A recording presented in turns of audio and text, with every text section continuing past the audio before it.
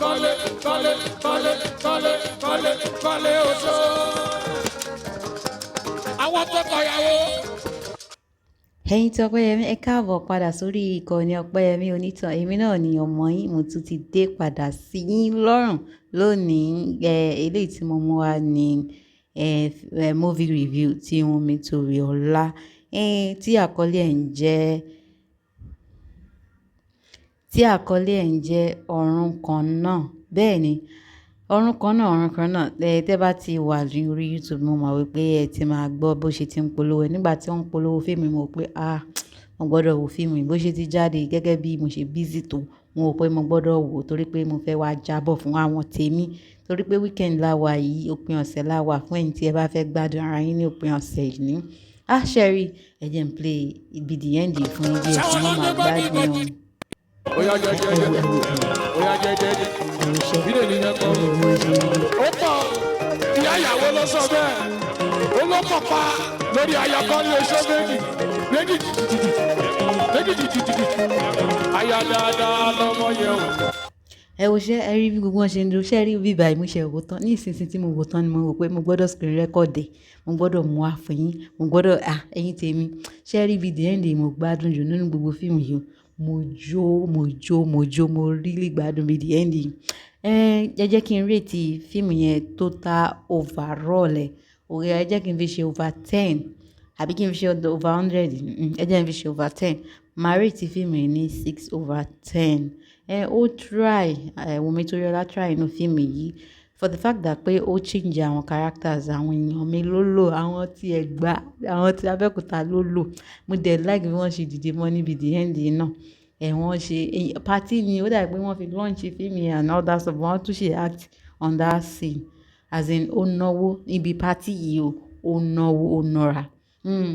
ẹ jẹ́ n fún yín jẹ díẹ̀ ẹ wo díẹ̀ kẹ́tọ̀ wò ṣó yé yín bẹ́ẹ̀ yẹn. yára ó ti yá ó yá fa wàhálà tó ń fẹ́ bá mi jà mí ò bá jà ọ́ mo kàn fún mi mo kàn fi lé lọ ni. ìwọ fẹ́ jà dákun tó o bá fẹ́ jà kọ́ kí ló tún dánwò tó o bá fẹ́ jà kọ́ kí ló fẹ́ dánwò ìwọ ọ̀rọ̀kọ́rọ̀ ló sì sọ yìí ọ̀rọ̀kọ́rọ̀ ni nígbà tó wọṣọ àlàsọ́rùn ọ̀wá ń lọ rè bá ọmọ ẹlẹ́kọ̀ọ́ jà. ṣe ti rí Wunmi Toriola àti Àníkẹ́ Àmì Tiwantiwa òun náà ni àwọn méjèèjì wọn jọ ní kàńtà kí ló lè máa ṣẹlẹ̀ táwọn méjèèjì ní kàńtà báyìí ẹ pé wọ́n máa tó bá débì kan ṣe báyìí ìrìn wọn ṣáà máa pàdé ni wọ́n ṣáà máa pariwo léra wọn lórí ni ẹni tẹ́ bá fẹ́ mọ ìdí nǹkan tó ṣẹlẹ̀ ẹ lọ sí ọ̀run kan náà kẹ́ lọ wò kẹ́ support Wunmi Toriola because ó really náwó torí mo ti rò pé mi ì fẹ́ rate ẹ̀ because mi ò fẹ́ràn kí n máa degrade iṣẹ́ èèyàn kí n máa wò pé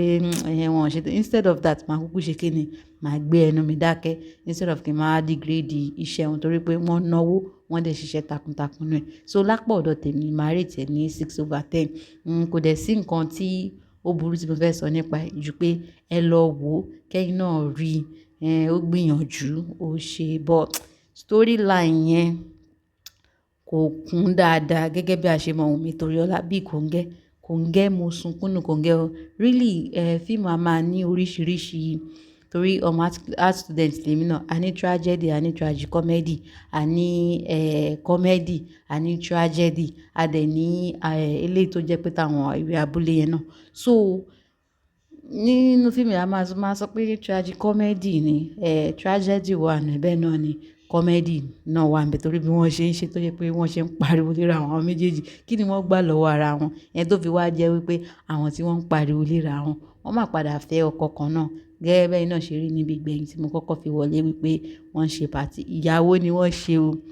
ó náwó nára Wunmi Toriola ọmọ wa ni ẹ jẹ́ ká support ẹ̀ torí ó náwó nára nínú fíìmù yìí ẹ̀yin Tọ́pẹ́yẹmí mi ò ní sọ jù báyìí lọ kọ́rọ̀ bí máa pọ̀ jù kẹ́ ẹ lè tètè lọ ṣe kíni kẹ́ ẹ lọ wo